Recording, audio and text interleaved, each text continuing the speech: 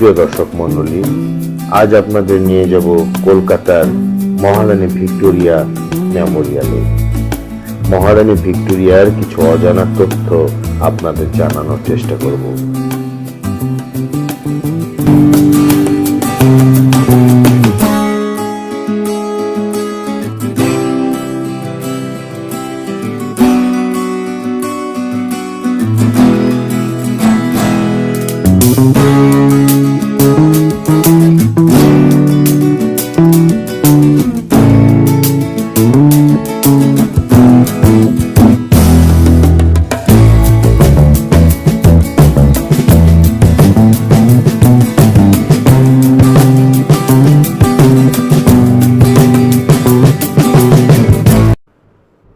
1819 সালের 24 মে লন্ডনের কেনসিংটন প্রাসাদে তার জন্ম হয়। পুরো নাম আলেকজান্দ্রিনা ভিক্টোরিয়া, মা ডাকতেন দ্রিনা বলে। তিনি ছিলেন ডিউক অব কেন্ট এডওয়ার্ডের একমাত্র সন্তান। এই এডওয়ার্ড ছিলেন রাজা তৃতীয় জর্জের চতুর্থ পুত্র। 1820 সালে ভিক্টোরিয়ার বয়স যখন 1 বছরও পূর্ণ হয়নি, তখন বাবা এডওয়ার্ড মারা যান। এরপর মা একাই তাকে বড় করে তোলেন। ভিক্টোরিয়া কখনো স্কুলে যাননি। তার জন্য একজন জার্মান গৃহশিক্ষিকা রাখা হয়েছিল। ছোট থেকেই জার্মান এবং ইংরেজি দু ভাষাতেই পারদর্শী হয়ে ওঠেন তিনি। ভিক্টোরিয়াকে কখনোই একা থাকতে হয়নি, কিন্তু তবু তিনি ছিলেন একা। সমবয়সী কারোর সাথে মেশার সুযোগ তার কখনো হয়নি। প্রাসাদের কঠোর নিয়ন্ত্রণের মধ্যে বেড়ে ওঠা রানীর একান্ত সময় বলে কিছু ছিল না।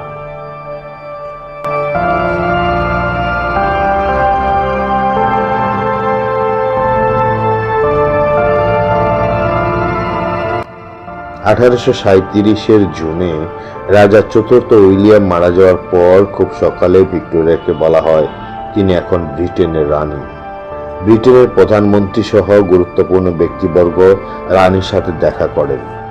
28 জুন ছিল রানীর সিংহাসনে বসার দিন। প্রথা অনুযায়ী ওয়েস্টমিনিস্টার অ্যাবেতে রানীর মাথায় মুকুট পরিয়ে দেওয়া হয়। উপস্থিত জনতা রানী দীর্ঘজীবী হোক বলে স্লোগান দিতে থাকে। 5 ঘন্টা ধরে চলছিল এই অনুষ্ঠান।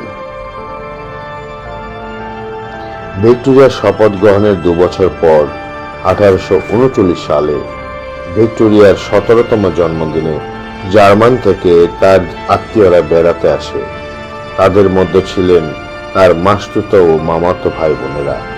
এদের মধ্যে অ্যালবার্টকে খুব পছন্দ করেছিলেন ভিক্টোরিয়া। অ্যালবার্ট অবশ্য ভিক্টোরিয়াকে বিয়ে করতে মুখিয়েছিলেন, কিন্তু ভিক্টোরিয়া তখন ব্রিটেনের রানী, তাকে তার বিয়ের প্রস্তাব দেওয়া যায় না।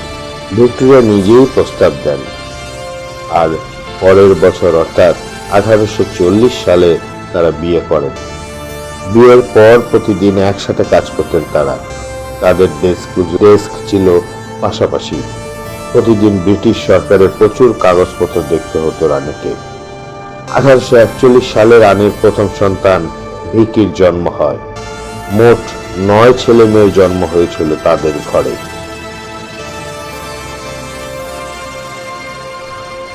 তারা বড়দিনের অনুষ্ঠান বেশ ঘটা করে উদযাপন করতেন। ক্রিসমাস ট্রি এবং মোমবাতি ছিল অ্যালবার্টের খুব পছন্দ। তাদের দেখাদেখি ব্রিটেনের বহু বাড়িতে বড়দিনের অনুষ্ঠান ক্রিসমাস ট্রি দিয়ে সাজানো শুরু হয়ে যায়।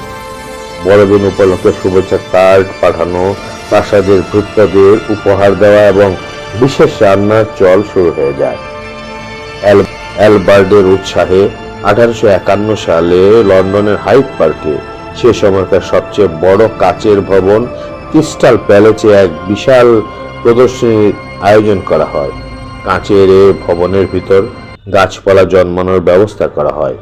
বিশ্বের বিভিন্ন প্রান্ত থেকে নানা বিস্ময়কর উদ্ভাবনী যন্ত্রপাতি এখানে প্রদর্শিত হয়।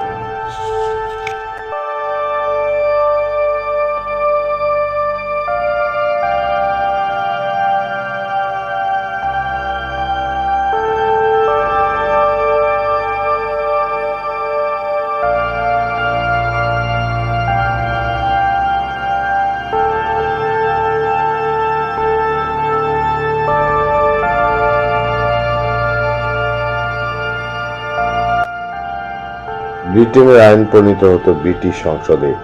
সরকার কি করতে চলেছে তা জানাতে ব্রিটেনের প্রধানমন্ত্রীরা রানীর সাথে দেখা করতেন। সব প্রধানমন্ত্রীকে অবশ্য রানী পছন্দ করতেন না। ব্রিটিশ প্রধানমন্ত্রী বেঞ্জামিন ডিজরিকে সবচেয়ে পছন্দ করতেন রানী ভিক্টোরিয়া। শুরুর দিকে জ্যেষ্ঠ মন্ত্রীদের সাথে কাজ করতে হলেও রানী সবচাইতে চাইতেন তাকে যেন ছোট মেয়ে হিসেবে না দেখে রানী হিসেবেই দেখা হয়।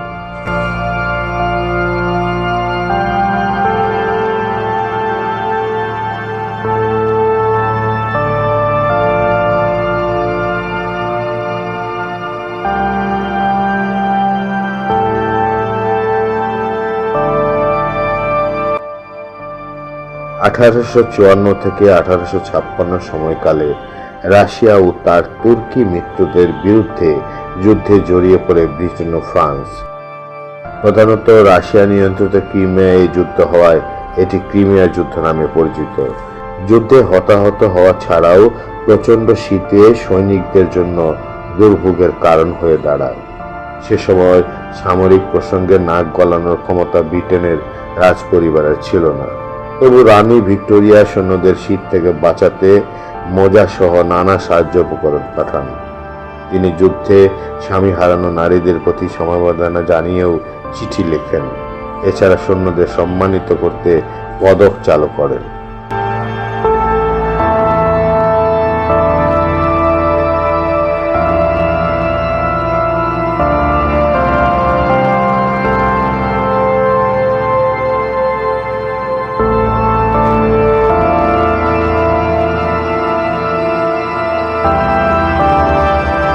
ভারতে 1857 সালের সিপাহী যুদ্ধে বহু ইউরোপীয় মারা যাওয়ার প্রেক্ষাপটে ব্রিটিশ সরকার ইস্ট ইন্ডিয়ান কোম্পানির কাছ থেকে সরাসরি ভারতের নিয়ন্ত্রণ নিয়ে নেয়।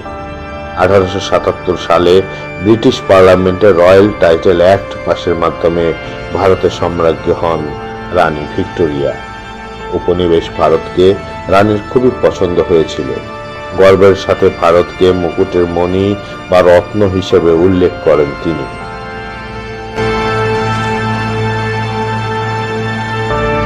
1840 সালে এডওয়ার্ড অক্সফোর্ড নামে এক 18 বছর বয়সী তরুণ লন্ডনের রাস্তায় রানীর ঘোড়ার গাড়ি লক্ষ্য করে দুটি গুলি ছোড়ে। বিকৃত মস্তিষ্কের যুক্তিতে সে তরুণ ছাড়া পেয়ে যায়। 1842 সালে জন উইলিয়াম নামে আরেক তরুণ দুবার রানীকে হত্যার ব্যর্থ চেষ্টা চালায়। সে তরুণও আইনের ফাঁক গলে বেরিয়ে যায়। 1849 সালে এক ক্ষুব্ধ আইরিশ নাগরিক রানীর ঘোড়ার গাড়ির উপর হামলা চালায়।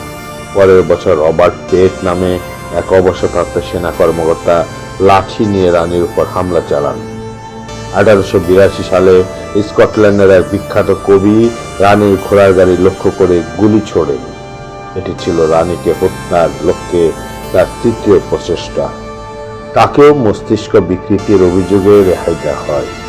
এসব হত্যা প্রচেষ্টা বরং রানীর জনপ্রিয়তা আরো বাড়িয়ে দিয়েছিল।